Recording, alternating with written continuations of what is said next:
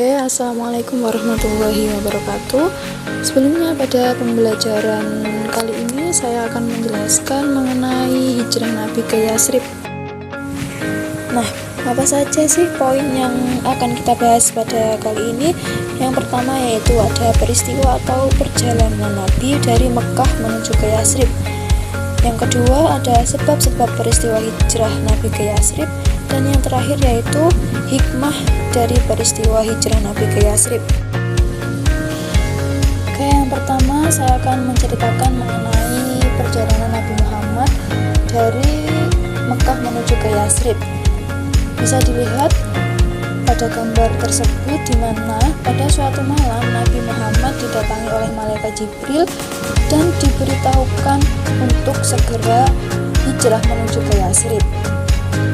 Keesokan harinya, Rasulullah pun langsung pergi untuk menemui Abu Bakar As-Siddiq dan memberitahukan mengenai hal tersebut.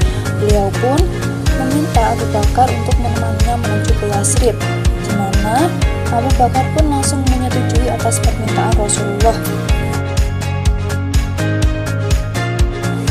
Kemudian Abu Bakar pun langsung menyiapkan 2 unta, di mana 1 unta untuknya dan 1 unta untuk Nabi Muhammad yang akan mereka gunakan untuk pergi ke Yatsrib.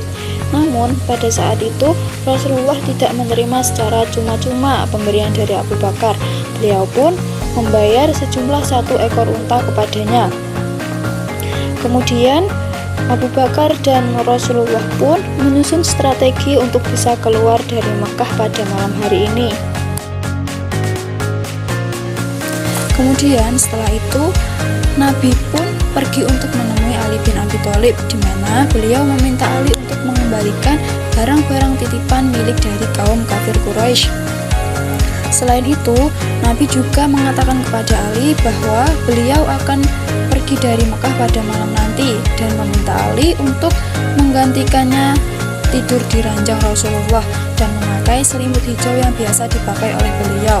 Hal itu dilakukan agar kaum kafir Quraisy mengira bahwa Rasulullah lah yang tidur di ranjangnya dan tidak mengetahui bahwa Rasulullah telah keluar dari rumah pada malam hari itu.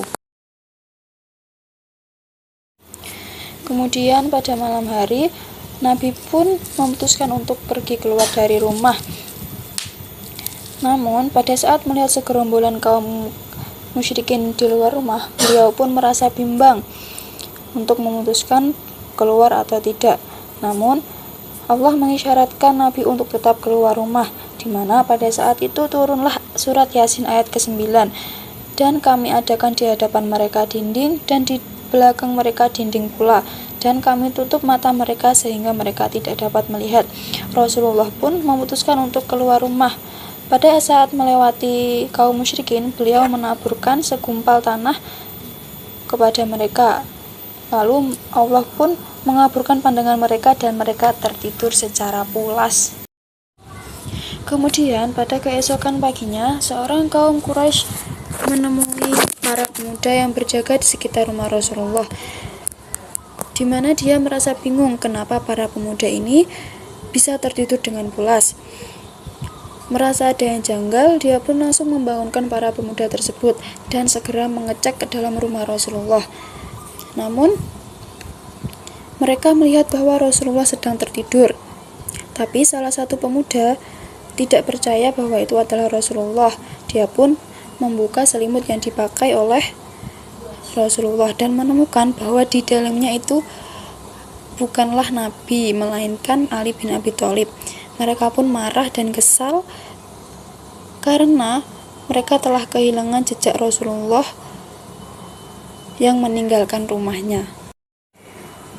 Setelah itu, Nabi Muhammad pun menemui Abu Bakar As-Siddiq dan segera pergi untuk keluar dari kota Mekah.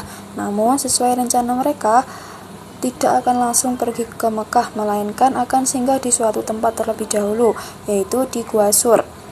Abu Bakar dan Rasulullah bersembunyi di Gua Sur kurang lebih selama 3 hari. Selama 3 hari berada di Gua Sur, Nabi Muhammad dan Abu Bakar menugaskan kepada Asma bin Abu Bakar untuk mengirim perbekalan makan untuk mereka. Selain itu, beliau juga menugaskan kepada Abdullah bin Abu Bakar untuk melaporkan setiap hal yang terjadi di kota Mekah. Nah, selain Abdullah dan Asma, beliau juga menugaskan kepada Amir bin Fuhairah untuk mengembala kambing agar bisa diminum air susunya. Di sisi lain, para pembesar kaum Quraisy mengadakan pertemuan, di mana mereka mengadakan sayembara bahwa siapapun yang bisa menemukan Rasulullah akan diberikan 100 ekor unta.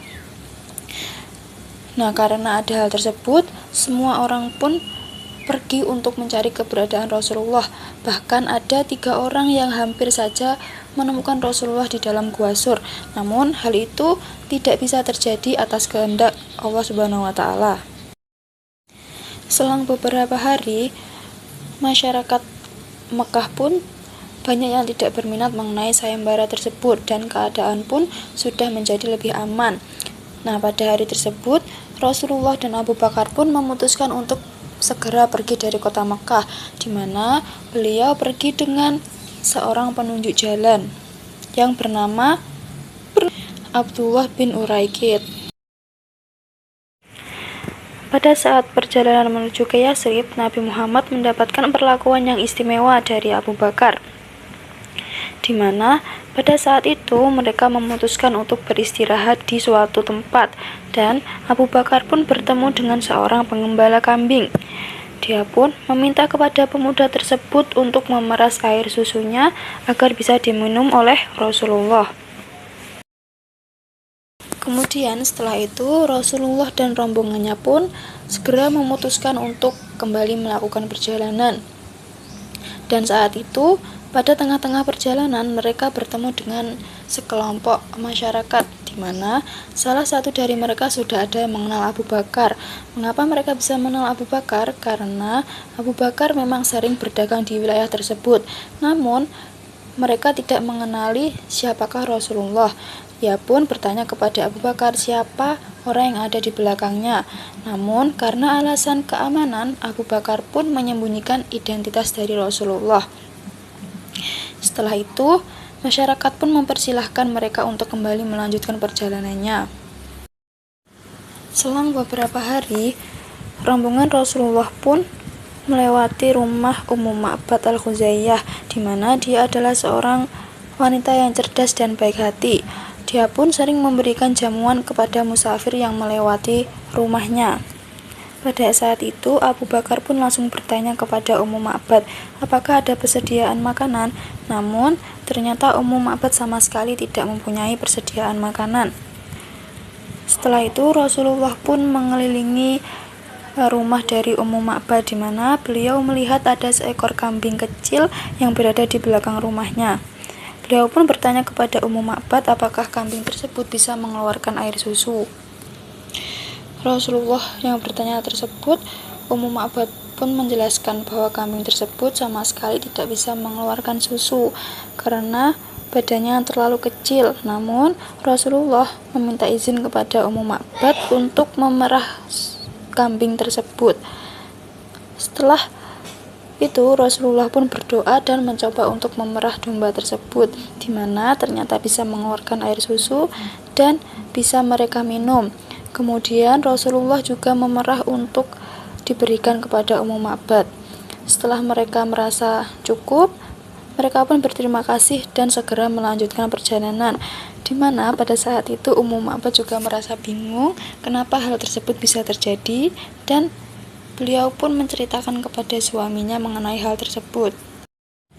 Kemudian sebelum menuju ke kota Yasrib, Rasulullah dan rombongannya pun sempat singgah di Quba, di mana beliau sempat singgah selama 4 hari, dan dibantu oleh kaum Ansor, Rasulullah pun membangun sebuah masjid dalam sejarah pertama, yaitu Masjid Quba.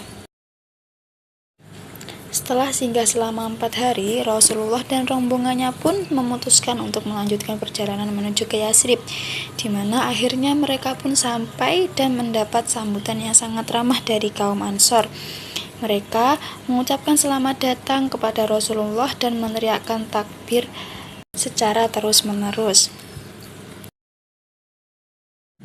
Nah, itu tadi penjelasan dari bab pertama. Sekarang saya akan menjelaskan mengenai apa saja sebab-sebab hijrah Nabi menuju ke Yatsrib. Yang pertama yaitu jelas perintah Allah untuk berhijrah ke Yatsrib. Dan yang kedua yaitu adanya jaminan keamanan dari penduduk Yatsrib. Yang ketiga, adanya tekanan kaum kafir Quraisy kepada kaum muslimin yang tinggal di Mekah. Bisa dilihat pada gambar di bawahnya. Itu merupakan gambar penyiksaan kepada kaum muslimin yang dilakukan oleh kaum kafir Quraisy, dan hal itu menjadi penyebab mengapa Rasulullah memutuskan untuk pergi ke kota Yatsrib. Kemudian yang terakhir yaitu apa saja hikmah hijrah Nabi menuju ke Yatsrib. Yang pertama yaitu bertambah kecintaan kaum muslim terhadap Islam. Terus yang kedua, setiap kebenaran akan mendatangkan kemenangan bagi Rasulullah. Dan yang ketiga, yaitu pertanda permulaan berkembangnya agama Islam. Dan yang keempat yaitu meningkatkan keamanan dan ketakwaan kepada Allah Subhanahu wa taala. Oke, sekian penjelasan dari saya. Wassalamualaikum warahmatullahi wabarakatuh.